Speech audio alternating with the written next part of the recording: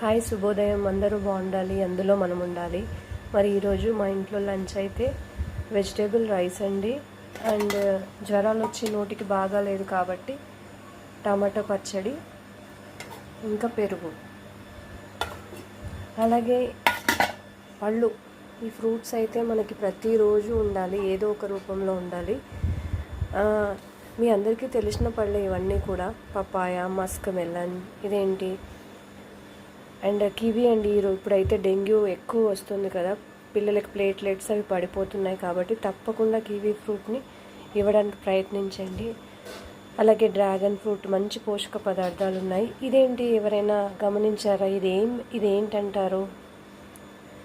మా పాప ఫ్రూట్ షాప్లో చూడగానే ఫస్ట్ వద్దనింది, కానీ తర్వాత తీసుకున్న తర్వాత ఒకటి తిని టేస్ట్ చూసి చాలా బాగుంది. ఈ మలేషియన్ గ్రేప్స్ కొంచెం కాస్ట్ ఎక్కువైనా సరే కానీ చాలా బాగుంది.